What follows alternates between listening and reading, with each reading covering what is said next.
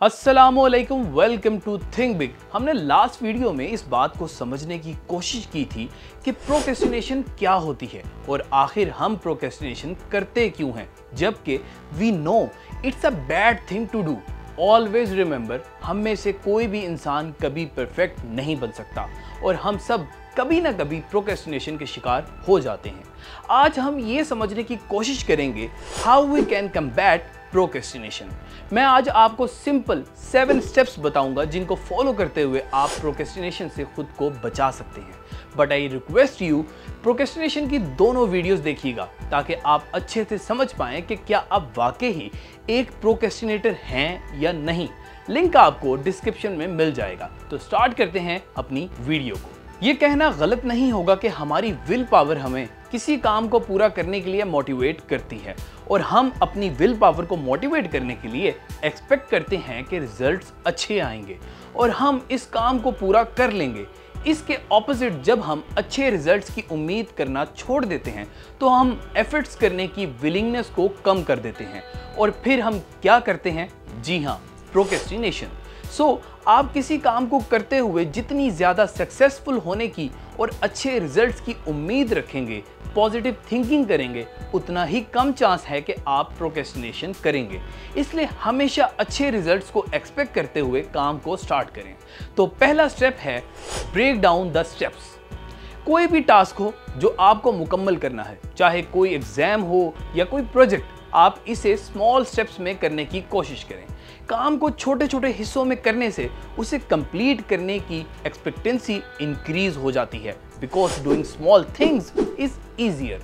While हर किसी के पास खुद को मोटिवेट करने का कोई अपना ही तरीका मौजूद होता है और हर किसी का तरीका डिफरेंट हो सकता है। जैसे मैं खुद को एक ऑर्डर में टाइमलाइन देने की कोशिश करता हूँ।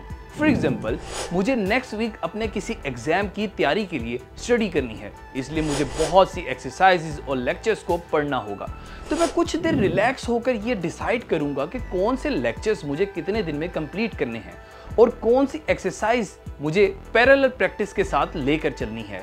इसके लिए मैं अपनी एक टू डू लिस्ट बनाने की कोशिश करता हूँ। आप किसी ऐप का यूज भी कर सकते हैं जिसमें रिमाइंडर का नोटिफिकेशन आता हो, जैसे टिक टिक या गूगल टास्क का इस्तेमाल किया जा सकता है।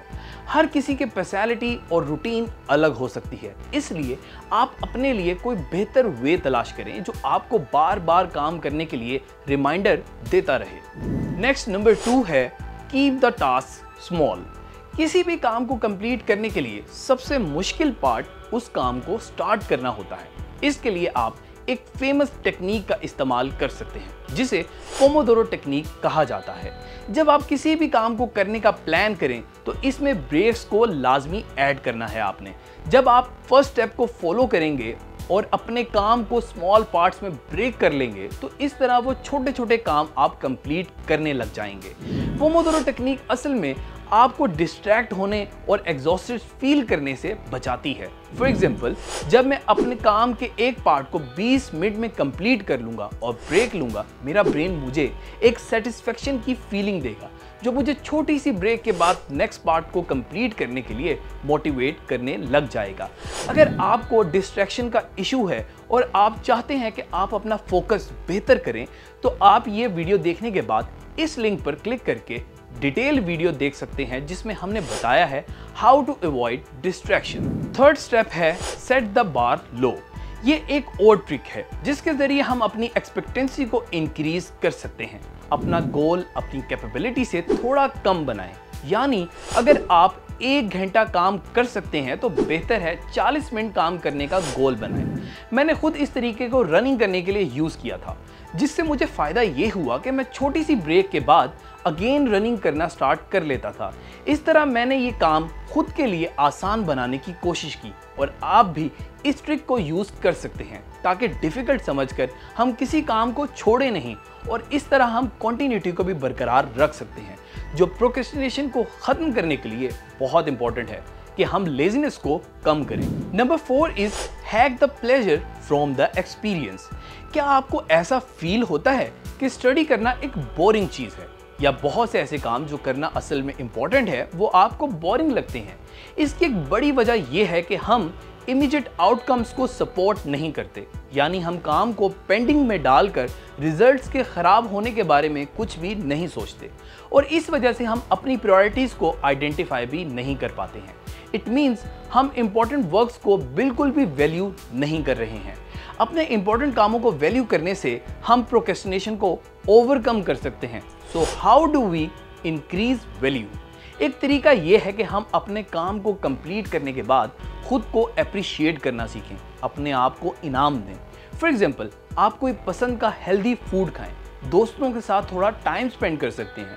ये चीज़ आपको सेटिस्फेक्शन फीलिंग देगी जो मोटिवेशन के लिए बहुत ज़्यादा इंपॉर्टेंट चीज़ है। नंबर 5 है यूज़ पार्किंसन लॉ। ऐसा माइंडसेट जब डेवलप हो जाए कि आप अपने हर काम को डिले करने लगें तो ये चीज़ प्रोडक्टिव माइंडसेट को भी क्रश कर सकती है। पार्किंसन लॉ कहता है कि कोई भी काम अपने अलॉटेड टाइम पर ना करने से मजीद एक्सपेंड हो जाता है। यानी अगर कोई काम सिर्फ 15 मिनट में किया जा सकता है और आप उस काम को करने के लिए खुद ही घंटे का टाइम सेट करते हैं तो वो छोटा सा काम यकीनन घंटे में ही कंप्लीट होगा या शायद इससे भी ज़्यादा वक्त लग सकता है। इस चीज़ से बचने के लिए आप खुद को आर्टिफिशियल डेडलाइंस दे सकते हैं ताकि ये डेडलाइंस आपको काम करने के लिए फोर्स करें और काम मज़ीद एफिशिएंट तरीके से कंप्लीट किया जा सके। आर्टिफिशियल डेडलाइंस हमारे डिले करने की हैबिट को डिक्रीज करती हैं जिससे हम प्रोक्रेस्टिनेशन से बच सकते हैं। ट्रिक ये है कि आप अपनी टाइमलाइंस के साथ एग्रेसिव होकर काम हरगिज मत करें। इस तरह आप अननेसेसरी स्ट्रेस लेने लग जाएंगे। इसलिए कंसिस्टेंट होकर काम करें और आप टाइम के साथ साथ एक्यूरेट अंदाजा करने लग जाएंगे कि किस काम को कितना टाइम देना चाहिए और कितना नहीं। इस तरह आप पार्किंसन लॉ का यूज करना भी सीख जाएंगे। नंबर 6 हमारे पास है the environment. We can all agree कि हमारी प्रोडक्टिविटी का सबसे बड़ा दुश्मन डिस्ट्रैक्शन होता है। आप सिर्फ विल पावर के थ्रू कभी भी डिस्ट्रैक्शन से नहीं बच सकते हैं। इसके लिए आपको एनवायरनमेंट क्रिएट करना पड़ता है और ख़ुद को मोटिवेटेड रखने के लिए सबसे पहले अपने डिस्ट्रैक्शंस को कम करना ज़रूरी है। फॉर एग्जाम्पल, मुझे जब भी कोई इंपॉर्टेंट काम करना होता है मैं अपने मोबाइल को साइलेंट मोड में डाल देता हूँ ताकि कोई भी नोटिफिकेशन मुझे डिस्ट्रैक्ट नहीं करे। मैं कोशिश करता हूँ कि खुद को एक टाइमलाइन दूँ। मसलन मैं इरादा करता हूँ कि 1 घंटा काम करने के बाद ही मैं दोबारा मोबाइल फ़ोन को पकड़ूंगा। स्टडी करने के लिए अक्सर लोग लाइब्रेरी और कॉफ़ी शॉप में इसी वजह से जाते हैं ताकि वो अननेसेसरी डिस्ट्रैक्शन से बच जाएं। डिस्ट्रैक्शन से बचने के लिए आपको मैंने एक पहले ही डिटेल वीडियो सजेस्ट कर दी है, वो वीडियो आपके बहुत काम आएगी। हमारी सबसे बड़ी डिस्ट्रैक्शन हमारा डिजिटल एरा है, इसलिए डिजिटल चीज़ों को मिनिमाइज करना बहुत ज़रूरी है। नंबर 7 है पर्सनैलिटी टाइप। आखिरी स्टेप है अंडरस्टैंड योर पर्सनैलिटी टाइप। एक एडवाइस सबके लिए सेम काम नहीं कर सकती। किसी को बहुत ज़्यादा फायदा हो सकता है और किसी के लिए वो एडवाइस बिल्कुल यूजलेस साबित हो सकती है। हो सकता है इस वीडियो में बताए गए स्टेप्स आपके किसी काम ना आए, लेकिन ऐसा भी हो सकता है इनमें से बहुत सी एडवाइसेस किसी को बेहतर बनने में हेल्पफुल साबित हो जाए। नाउ आप अपनी हैबिट्स और प्रोडक्टिविटी को नोटिस करना शुरू कर दें, चाहे वो खाने की आदत हो, स्टडी करने की आदत हो या एक्सरसाइज करने की। आप खुद को जानने की कोशिश करें। मैंने इस लिस्ट में एक बहुत इंपॉर्टेंट टिप शामिल नहीं की, वो है सेल्फ अकाउंटेबिलिटी, क्योंकि ये चीज़ अक्सर किसी के लिए फ़ायदेमंद रहती है और अक्सर के लिए एक यूजलेस तरीका है। इसलिए ये आइडेंटिफाई करना ज़रूरी है कि आपकी शख्सियत कैसी है और किस तरह अपने अंदर प्रोक्रेस्टिनेशन को कम किया जा सकता है। अगर आपके पास प्रोक्रेस्टिनेशन को कम करने के लिए कोई टिप्स और ट्रिक्स हैं तो मुझे बहुत खुशी होगी अगर आप कमेंट सेक्शन में अपना एक्सपीरियंस शेयर करते हैं। उम्मीद करता हूँ आपको ये वीडियो पसंद आई होगी और आपने चैनल को सब्सक्राइब कर लिया होगा। ऐसी प्रोडक्टिव वीडियोस को देखने के लिए देखते रहें थिंक बिग। अपना बहुत ख्याल रखें। मोहम्मद हारून को इजाज़त दें। खुदा हाफिज़।